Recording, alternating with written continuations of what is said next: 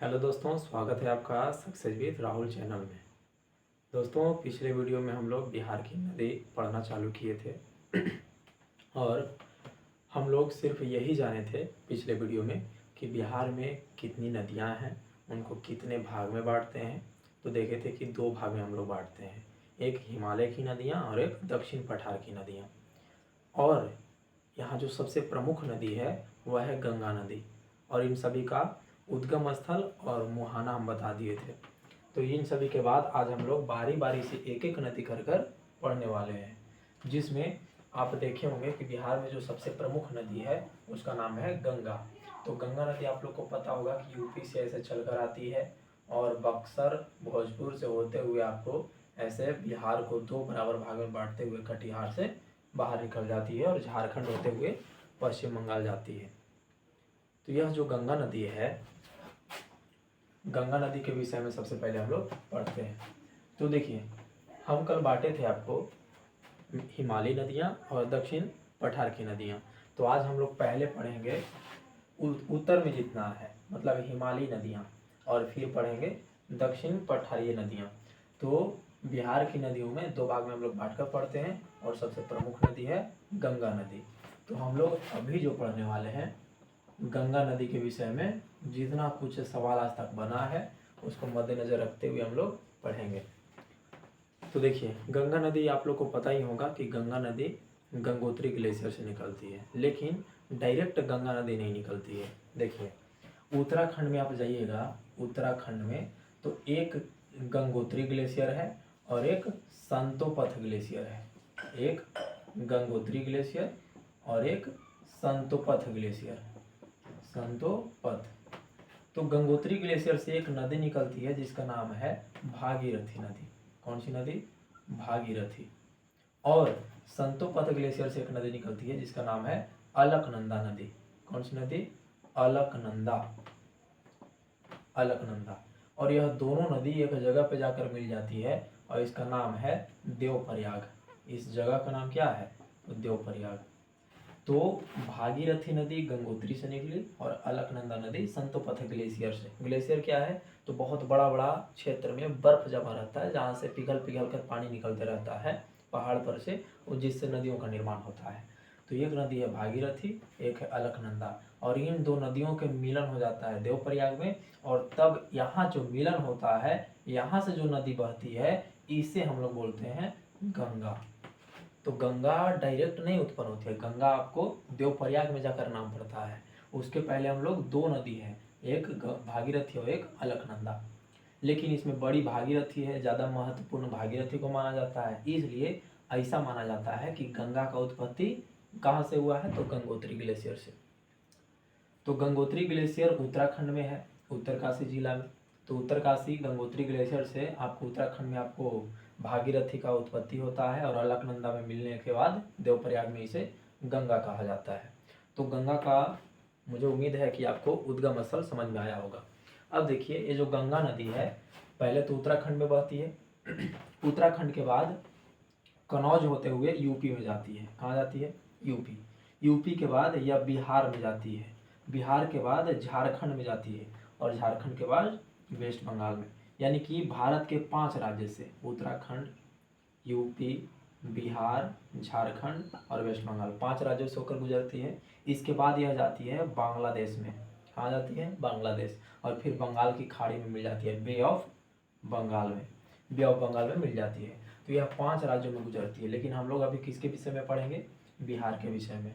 बिहार में यह कहाँ कहाँ से गुजरती है? तो देखिए, आप पढ़े होंगे कि गंगा की कुल लंबाई जो है 2525 किलोमीटर है।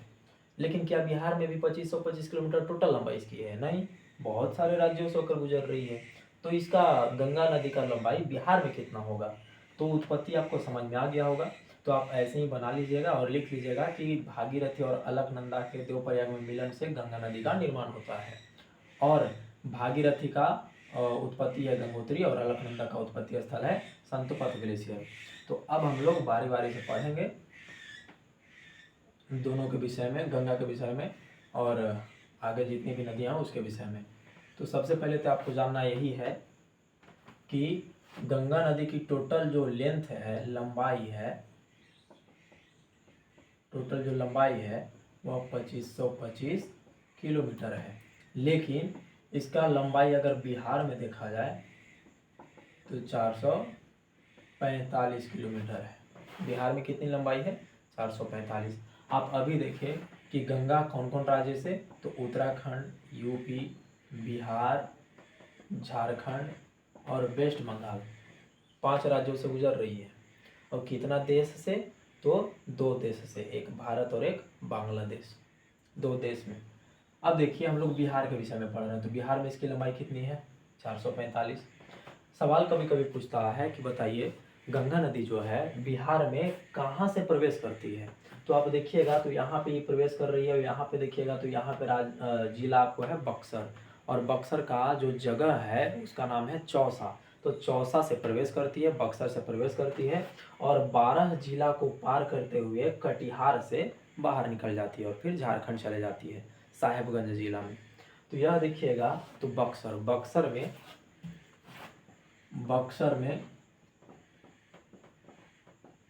बक्सर के चौसा में प्रवेश करती है कौन? गंगा नदी। कहाँ प्रवेश करती है? चौसा। यहाँ पे जिस जगह पे प्रवेश करेगी उसका नाम ही है चौसा। और कहाँ से निकलती, कहाँ से है? तो कटिहार से। कटिहार से गंगा बाहर निकल जाती है, कटिहार से बाहर निकल जाती है। हम शॉर्ट में लिख रहे हैं, आप लोग पूरा लिखिएगा। तो कटिहार जगह से आपको, कटिहार जिला से बाहर निकल जाएगी और चौसा से अंदर आएगी। अब बीच में कितने राज्यों से होकर गुजरती है?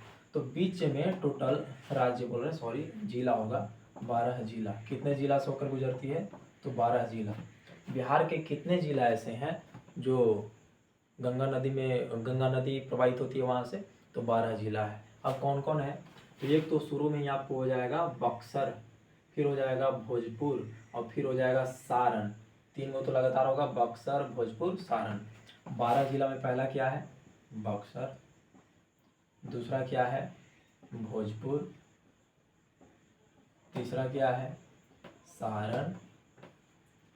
इसके बाद देखिएगा तो पटना। इसके बाद कौन? पटना। तो सारण के बाद पटना। फिर देखिएगा पटना के ऊपर देखिएगा तो वैशाली, वैशाली से भी गंगा नदी गुजरती है। 5वां है वैशाली। फिर नीचे देखिएगा तो इधर पड़ जाएगा आपको इधर पड़ेगा खगड़िया, इधर पड़ेगा समस्तीपुर, बेगूसराय, लखीसराय, सब यहीं पे पड़ेगा। तो लखीसराय, बेगूसराय, समस्तीपुर, फिर इधर नीचे पड़ेगा आपको मुंगेर। फिर कौन? मुंगेर। फिर आपको भागलपुर। कितना हुआ? तो 1 2 3 4 5 6 7 8 9 10। देखिए छूट कौन रहा है? तो एक यहाँ पे कटिहार, लेकिन 11 ही होगा। एक और कौन छूट रहा है? तो बक्सर, भोजपुर, सारण, पटना, वैशाली, समस्तीपुर, बक्सर, भोजपुर, सारण, पटना, वैशाली, लखीसराय, बेगूसराय, समस्तीपुर, मुंगेर, भागलपुर। एक छूट रहा है आपको खगड़िया। और निकलती कहाँ से है? कटिहार से। तो यह 12 जिला है। कितना जिला हो गया? 12। एक बार और गिन लीजिए, 1 2 3 4, 4 3 7, 7 3 10, 10 और 2 12। घुसती है बक्सर के चौसा से और निकलती है कटिहार से। और यहाँ से 12 जिला गुजरने में टोटल लंबाई कितना हो जाता है? तो 445 किलोमीटर। बिहार की राजधानी पटना भी किस नदी के किनारे है? तो गंगा नदी के किनारे है। अब देखिए गंगा, देखिएगा तो गंगा नदी जो है, गंगा में ढेर सारी नदियाँ आके मिलती है। तो इधर से देखिएगा तो घाघरा नदी है, गंडक नदी है, बूढ़ी गंडक नदी है। फिर इधर देखिएगा तो बागमती नदी जाके बूढ़ी गंडक में मिलती है। फिर कोसी है, कमला है, यानी कि सहायक नदी ही सब है। फिर महानंदा है। फिर नीचे से देखिएगा तो कर्मनाशा है, सोन है, पुनपुन है, फल्गु है, अजय नदी है, क्यूल नदी है, सकरी नदी है, बहुत सारी नदी है। तो आपको ये भी आपको याद रखना होगा कि कौन सी नदी गंगा में किधर से आकर मिल रही है। देखिए गंगा नदी जो है बिहार में आप देखिएगा तो पश्चिम साइड से आती है और पूरब के साइड में जाती है। तो बिहार में किधर से किधर इसका प्रवाह है, तो पश्चिम से पूरब, पूरब की ओर प्रवाह है। पश्चिम से पूरब की ओर प्रवाह किसका, तो गंगा नदी का। तो गंगा नदी का बिहार में पश्चिम से पूरब की ओर, देखिए हम पहले यहाँ पे एरो लगाए थे कि यह इधर से नदी इधर जा रही है। अब इधर से इधर जा रही है तो ऊपर हो जाएगा लेफ्ट और नीचे हो जाएगा राइट, ऊपर बायां और नीचे दायां। तो बताइए पुनपुन नदी नीचे से जा रही है तो बायां से मिल रही है गंगा में कि दायां से, तो दायां से। ऊपर से गंडक नदी मिल रही है तो बायां से कि दायां से, तो गंगा में गंडक नदी बाएं से आकर मिलती है। तो यह भी कभी कभी पूछा जाता है सवाल कि बताइए निम्न में से कौन सी नदी गंगा में बाएं साइड से मिलने वाली नदी है, दाएं साइड से कौन सी मिलने वाली नदी है, और सबसे प्रमुख कौन सी नदी है। गंगा की सबसे लंबी जो सहायक नदी है वह यमुना नदी है, लेकिन यमुना तो बिहार में है नहीं। तो बिहार में जितना गंगा नदी के विषय में हो सकता था आपको बताएं। अब इसके बाद इसकी जो सहायक नदी है वह है यहाँ पे इसे आती है घाघरा नदी। कौन सी नदी, घाघरा नदी। तो अब घाघरा नदी के विषय में थोड़ा पढ़ लेते हैं। अब देखिए घाघरा नदी, कौन सी नदी, घाघरा नदी। तो जो घाघरा नदी है आपको हम कल बताए थे, गंगा नदी के विषय में तो पढ़ लिए, घाघरा नदी आपको बताए थे कि तिब्बत में एक ग्लेशियर है मापचाचुंग ग्लेशियर। मापचाचुंग ग्लेशियर से यह नेपाल में आती है और नेपाल से यह यूपी होते हुए बिहार और यूपी का बॉर्डर बनाते हुए छपरा नामक जगह में जाके गंगा से मिल जाती है। तो इन सभी जो बात हम बोले इन सभी बातों को अब थोड़ा सा लिख लेना है। यह गंगा नदी है और यह घाघरा नदी है। कौन सी नदी है, घाघरा। घाघरा के किनारे ही अयोध्या है और घाघरा नदी को ही मतलब यूपी में सरयू नदी कहा जाता है। तो देखिए घाघरा नदी के विषय में तो आपको जानना है कि घाघरा नदी निकलती कहाँ से है, मापचाचुंग ग्लेशियर से। मापचाचुंग ग्लेशियर से निकलती है। आपको पूरा लिखना है, हम शॉर्ट में यहाँ लिखेंगे, आपको समझा रहे हैं खाली। तो मापचाचुंग ग्लेशियर से निकलती है और निकलने के बाद ये अपना रास्ता तय करते हैं। अच्छा ये कितना दूर चलती है, तो इसका जो टोटल लंबाई देखिएगा तो इसका टोटल लंबाई है 1080 किलोमीटर। तो टोटल लंबाई कितना है, 1080 किलोमीटर। लेकिन देखिए तो 1080 किलोमीटर में मात्र ये थोड़ा सा ही ना बिहार में है। तो बिहार में इसकी लंबाई कितना, बिहार में घाघरा नदी की लंबाई कितनी, तो मात्र 83 किलोमीटर। बिहार में कितना किलोमीटर, 83 किलोमीटर। तो यह तिब्बत से, मापचाचुंग ग्लेशियर कहाँ है, तिब्बत में। कहाँ है, तिब्बत में। तो तिब्बत से निकलती है, नेपाल जाती है, यूपी होते हुए बिहार आती है। इसको यूपी में क्या कहा जाता है, तो यूपी में सरयू नदी कहा जाता है। यूपी में सरयू नदी। और यूपी में जब सरयू नदी कहते हैं तो बताइए इसी नदी के किनारे क्या है, सरयू नदी के किनारे ही आपको अयोध्या, अयोध्या नगरी है कि नहीं है। तो सरयू नदी के किनारे ही आपको अयोध्या नगर है, बसा हुआ है, अयोध्या शहर है। अब देखिए ये जो घाघरा नदी है घाघरा नदी मापचाचुंग ग्लेशियर से तो आई, यूपी होते हुए बिहार में आ गई, गंगा में कहाँ से जाकर मिली, तो आपको ये भी लिखना है कि गंगा में छपरा के निकट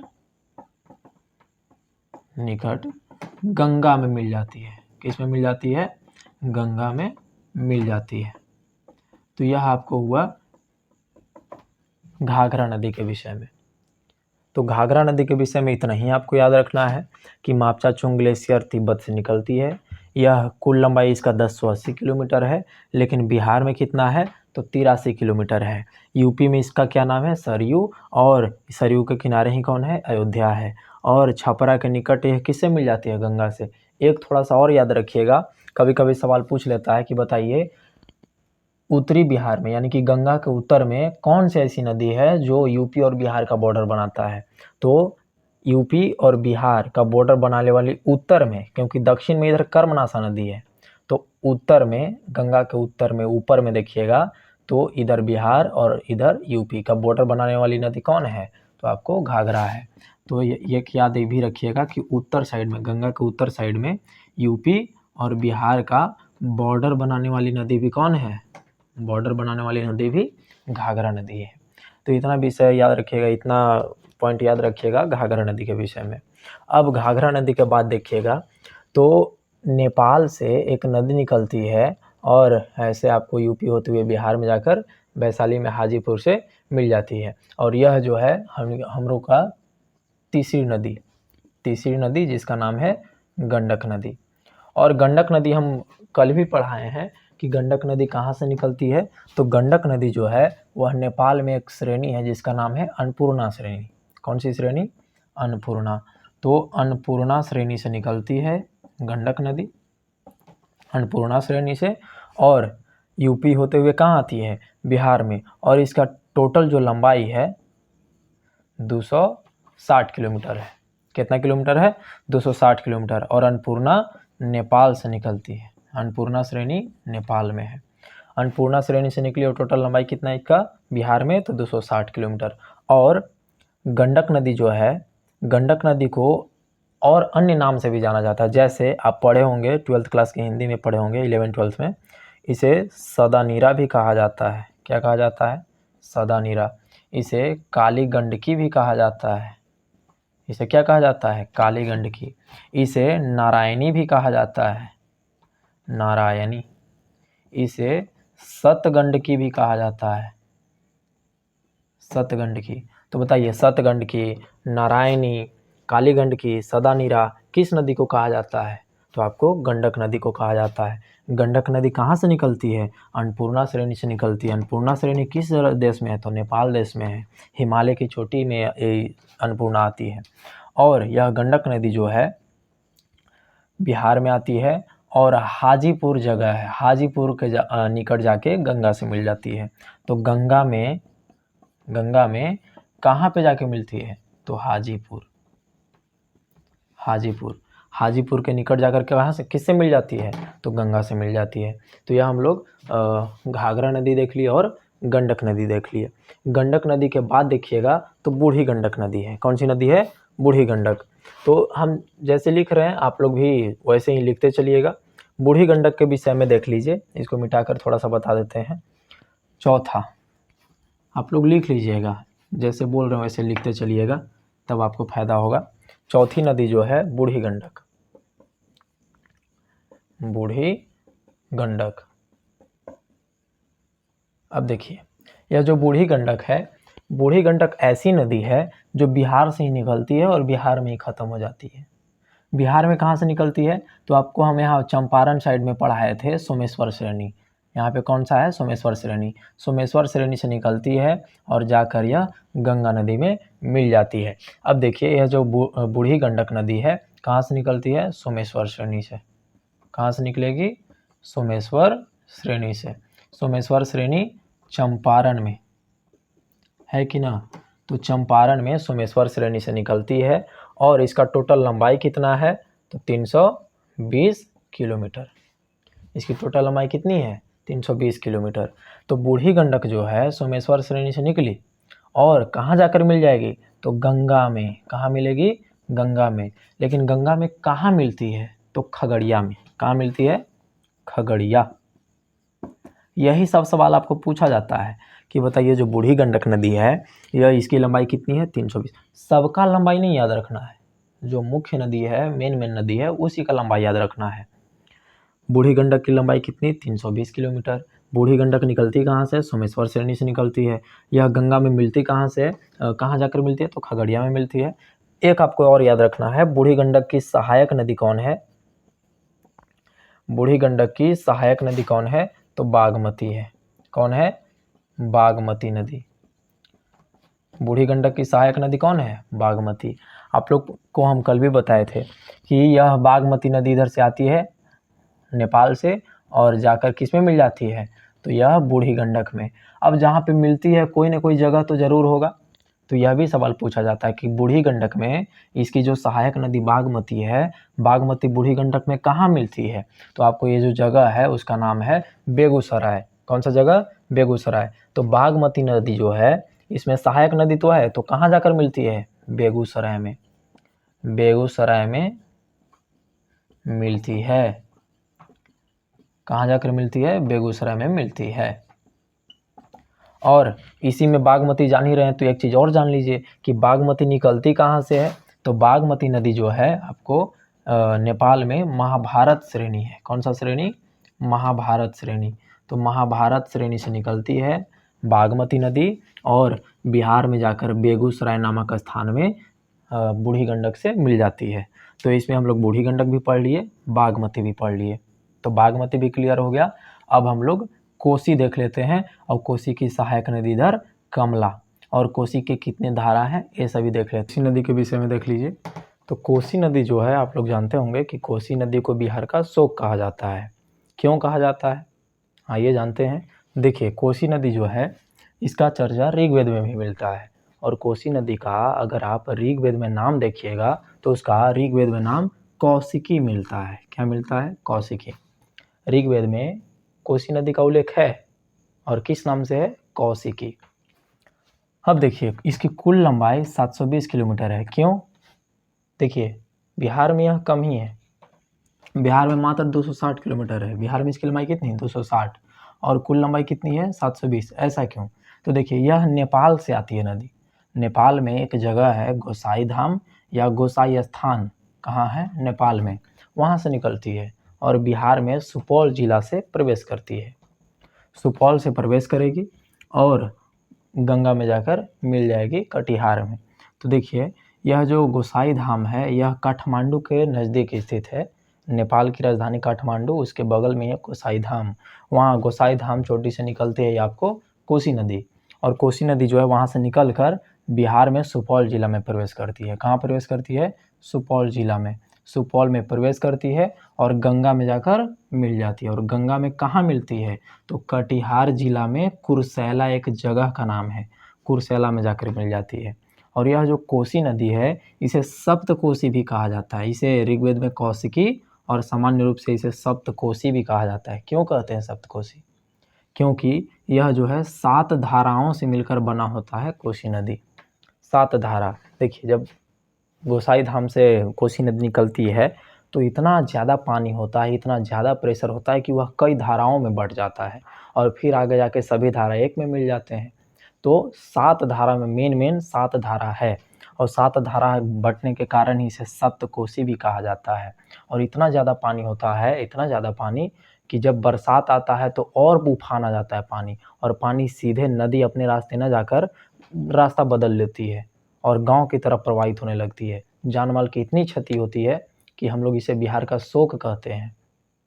तो यह लगभग तो 200 साल में 200 साल में लगभग बिहार में, मान लीजिए कोसी नदी यहाँ से जा रही थी तो 200 साल में ये अपना मार्ग बदल के 150 किलोमीटर दूर चल गई है। 200 साल पहले यहाँ पे बहती थी, अब कितना दूर बह रही है, 150 किलोमीटर दूर यहाँ से अब ऐसे बह रही है मात्र 200 साल में। इनकी 1 साल में 1 किलोमीटर दूर चल जाती है, समझ लीजिए लगभग में।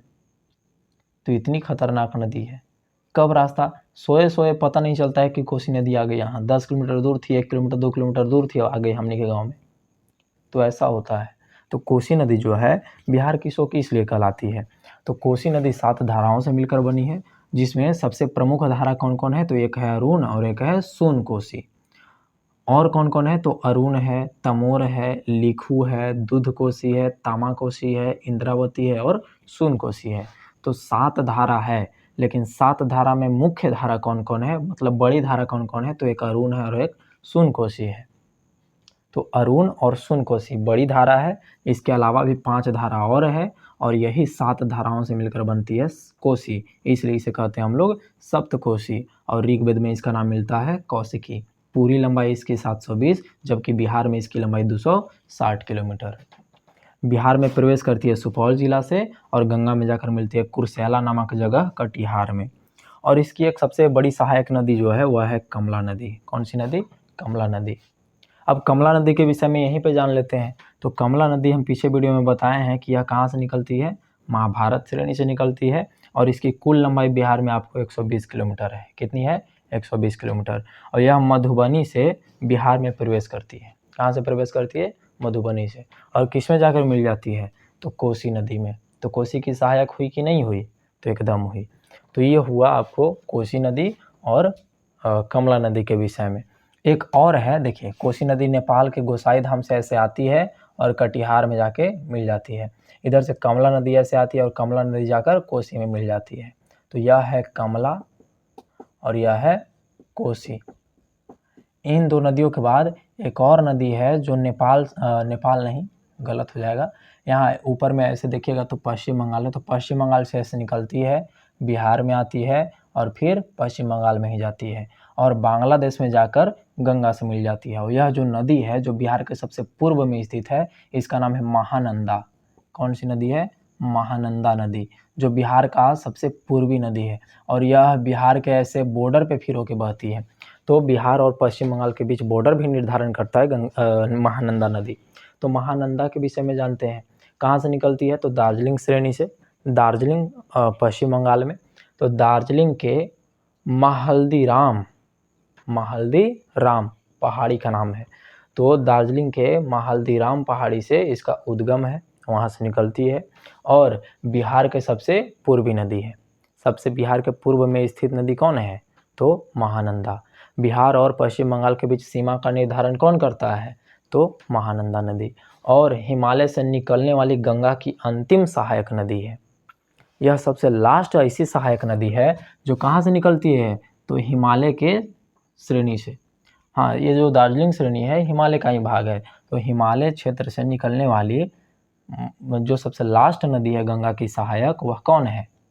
तो आपको महानंदा है। और बिहार की सबसे पूर्वी नदी भी कौन है? महानंदा नदी है। तो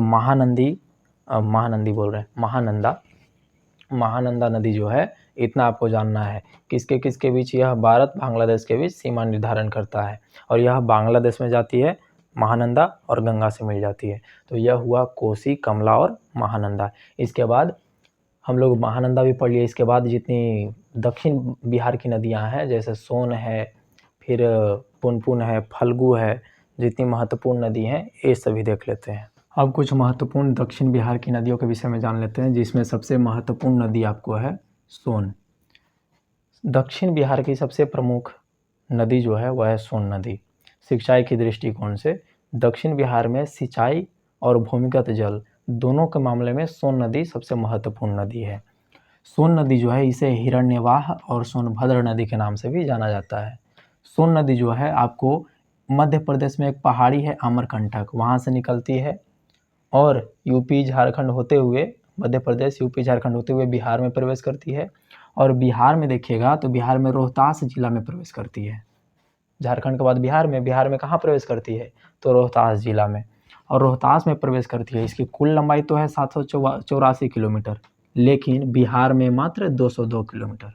बिहार में कितना? 202, जबकि कुल लंबाई कितना? 784 किलोमीटर। इसका मुहाना देखिएगा तो गंगा नदी है। यह जो है सोन नदी कहाँ जाकर ख़त्म हो जाती है? तो गंगा में। लेकिन गंगा में मिलती कहाँ है? तो पटना के बगल में एक शहर है दानापुर, और दानापुर के बगल में ही 8 से 10 किलोमीटर दूर है एक मनेर। उस जगह पर हम गए भी हैं, घूमे, अच्छा जगह है मनेर के पास ही जाकर पुनपुन सोन नदी जो है गंगा में मिल जाती है। तो इसका मुहाना है गंगा नदी और मनेर के पास, दानापुर के बगल में मनेर के पास जाकर गंगा से मिल जाती है। कौन? तो सोन नदी।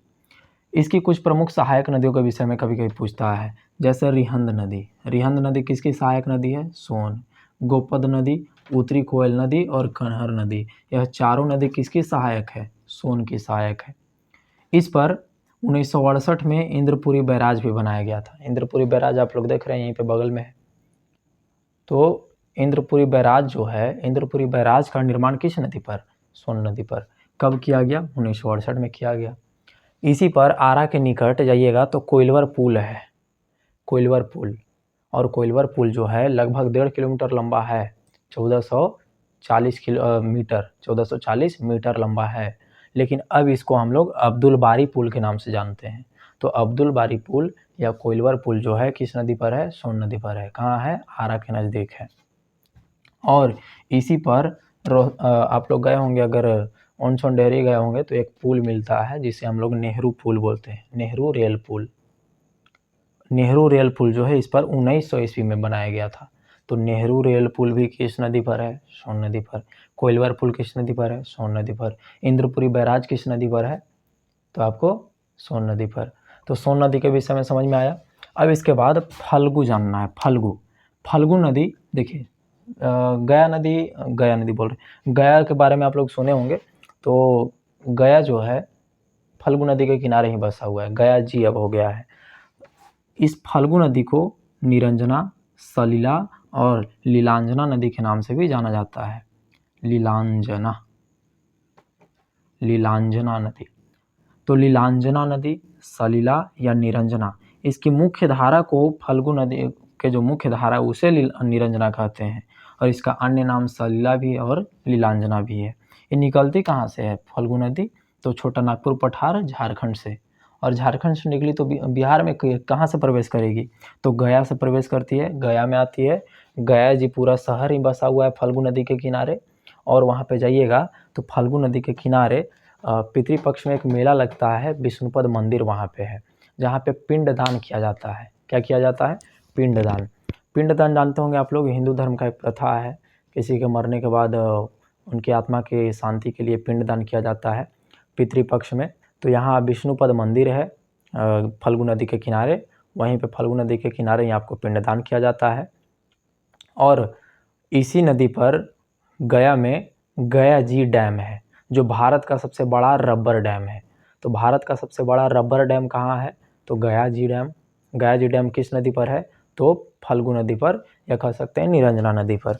तो गया जी डैम सबसे बड़ा रबर डैम है, भारत का सबसे बड़ा रबर डैम। और विष्णुपद मंदिर, ये दोनों किसके किनारे हैं? तो फल्गु नदी।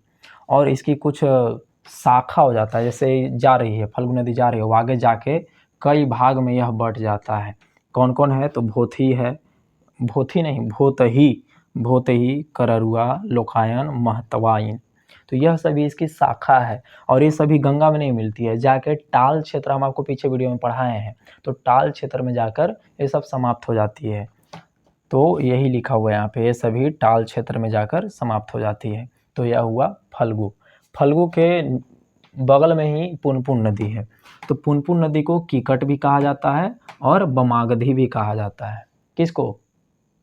तो पुनपुन नदी को। पुनपुन जो है पलामू से निकलती है। पलामू में एक पहाड़ी है जिसका नाम है चौराहा पहाड़ी। कौन सा पहाड़ी? चौराहा पहाड़ी। तो पलामू से निकलती है और गया में प्रवेश करती है। बगल में हमारी पुनपुन नदी जाती है, बगल से ही जाती है पुनपुन नदी। तो गया में प्रवेश करती है, और यह पुनपुन नदी गंगा में जाकर मिल जाती है। गंगा में पटना के बगल में एक जगह है फतुहा, गंगा के समानांतर बहते बहते फतुहा स्थान पर जाके गंगा में मिल जाती है पुनपुन नदी।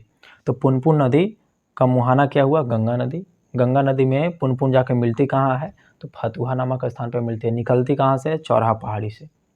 एक और नदी जो है यहाँ पे देखिएगा तो इधर जमुई जिला से ऐसे निकलती है अजय नदी, या अजयावती इसको भी कहा जाता है, और अजमती भी कहा जाता है, और यह जाके हुगली नदी में पश्चिम बंगाल में मिल जाती है। तो वही लिखा हुआ है यहाँ पे अजय नदी। अजय नदी बट पहाड़ जमुई से निकलती है, और हुगली नदी में मुहाना इसका है, हुगली नदी में जाकर मिल जाती है। इसको अजयावती और अजमती नदी भी कहा जाता है। किसे कहते हैं? अजय नदी को। एक और नदी इधर है, क्यूल नदी है, और एक कर्मनासा नदी है। तो देखिए कर्मनासा और क्यूल दो नदी और समझ लेते हैं। कर्मनासा नदी जो है हिंदू धर्म के अनुसार मानना है कि यह जो कर्मनासा है कर्म का नाश करती है। यह मतलब खराब नदी है, इसे अच्छा नदी नहीं माना गया है। अगर कोई गंदा नदी से माना गया है, अगर कोई इसे डुबकी लगाता है, पार करता है, तो उसके सभी पुण्य सभी कर्म नाश हो जाते हैं, इसलिए इसको कर्मनासा कहा जाता है, कर्म का नाश करने वाली नदी। तो कर्मनासा नदी विंध्य पहाड़ी जो कैमूर में स्थित है, यहाँ पे कैमूर में, या कैमूर में विंध्य पहाड़ी जिसे हम लोग कैमूर का पठार भी कहते हैं, तो कैमूर में इसका उद्गम है, विंध्य पहाड़ी से निकलती है। और यह यहाँ जो देखिए यह यूपी और इधर बिहार, यूपी और बिहार का बॉर्डर बनाते बनाते बनाते बनाते चौसा के पास जाकर गंगा से मिल जाती है। किससे मिल जाती है? गंगा से। तो यूपी बिहार का बॉर्डर दक्षिण में कौन बनाता है? तो कौन सी नदी? तो कर्मनासा। और उत्तर में कौन बनाता है? तो घाघरा और कुछ गंडक भी। तो घाघरा नदी उत्तर में और दक्षिण में कर्मनासा नदी है, यह भी याद रखना है आपको। तो यह चौसा के पास गंगा में मिल जाती है, और यह बिहार और यूपी का सीमा का निर्माण करती है। इसके बाद क्यूल नदी है। क्यूल नदी भी हजारीबाग के पठार से आती है। हजारीबाग पठार यानी कि छोटा नागपुर पठार यानी कि झारखंड। तो झारखंड से आती है और लखीसराय में गंगा में जाकर मिल जाती है। तो यह कुछ दक्षिण बिहार की नदियाँ जो प्रमुख नदियाँ थी वो बता दिया आपको। ऐसे ही कुछ और नदी याद रखना है, जैसे सकरी नदी भी जाकर आपको गंगा में मिलती है। सकरी नदी दक्षिण की ही नदी है। तो ये जितना प्रमुख नदी बिहार की थी आपको सभी के विषय में डिटेल से आपको बता दिए हैं। अगर मेरा मेहनत पसंद आया होगा तो लाइक शेयर कमेंट कीजिएगा और अपने दोस्तों को भी शेयर कीजिएगा वीडियो। तो आज का वीडियो इतना ही रखते हैं, धन्यवाद।